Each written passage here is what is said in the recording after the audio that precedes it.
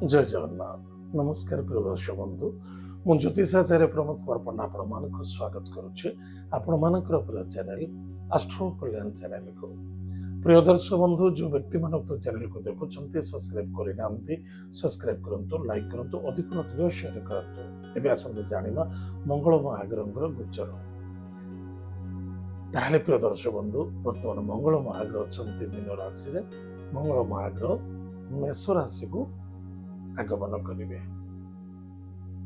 जो मेष राशि को आगमन करेंगे ताहले जो व्यक्ति जन्म जातक राशि हूँ कन्या राशि, अन्यथा जो व्यक्ति जन्म जातक लग्न हूँ कन्या लग्न, जदि आप जातक ना नाम राशि हूँ कन्या राशि, निश्चित रूप से आप देखा अत्यंत आवश्यकता अच्छी और सावधान हूँ। ताहले प्रिय दर्शक बंधु 11 मई 2026 मसीहा यानी 11 तारीख मे मासरे दिन मध्याह्न 12:47 मीन राशि मेष राशि अश्विनी नक्षत्र को मंगल महाग्रह गोचर करेंगे। ताहले अश्विनी नक्षत्र स्वामी होचंती केतु, देवता होचंती अश्विनी कुमार। ताहले कन्या राशि ठारू मेष राशि होची अष्टम भाव। ताहले अष्टम भाव रे मंगल मेष राशि उच्च फल दियंती स्वगृह। ताहले मंगलंकर प्रथम दृष्टि होचे आपणकर एकादश भाव जेकि कर्कट राशि। द्वितीय दृष्टि होचे आपणकर धन स्थान जहाँफल तुला राशि। तृतीय दृष्टि होचे पराक्रम जहाँफल आपणकर राशि ठारू पिछा राशि कहुए। ताहले प्रिय दर्शक बंधु आपणकर पराक्रम एवं आपणकर दक्षता जबरदस्त रहिबो। चाहे स्पोर्ट्स हो, चाहे पॉलिटिकल क्षेत्र हो, चाहे कौन भी क्षेत्र हो, विजय प्राप्ति देखा दब। कि मन रखि दरकार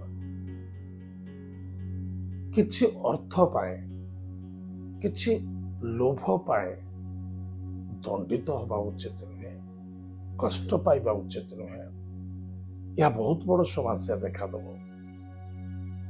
पराक्रम क्षेत्र विजय प्राप्ति हेबे, निसंदेहता सफलता मिल। दूर यात्रा, विदेश यात्रा, भ्रमण जोग अच्छी। बेपार वाणिज्य क्षेत्र में जितकी मिलूँ से संतुष्टि हवा बहुत आवश्यकता अच्छे।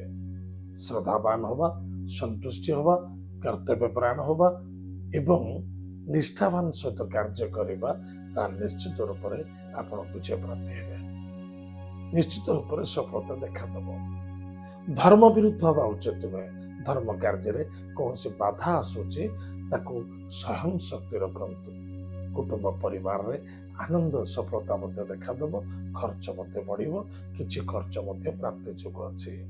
जो मैंने फॉरेस्ट डिपार्टमेंट रे काम करुँच, फॉरेस्ट डिपार्टमेंट किसी जिनस नहीं बिका किଣା करुँच, पुलिस मैटर कोर्ट कचेरी सम्मुखीन हो पारती, टिके सावधान रहिबे।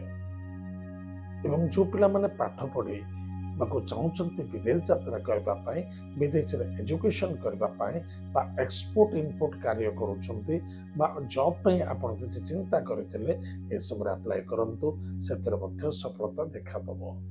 किंतु स्वास्थ्य प्रति यथेष्ट ध्यान दिंतु। भाई भौणी मध्य श्रद्धा, आदरता एवं आत्मविश्वासता वृद्धि पाइब, सहयोग मिल।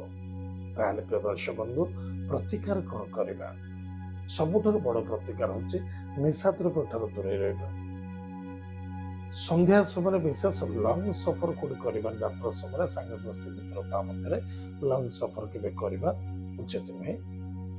वाणी को नियंत्रण रखा, धैर्यवान होई कार्य करबा एवं प्रत्येक दिन प्रातः समय स्नानादि कार्य सारी गायत्री मंत्र को जप करबा एवं किछि मेडिटेशन करबा।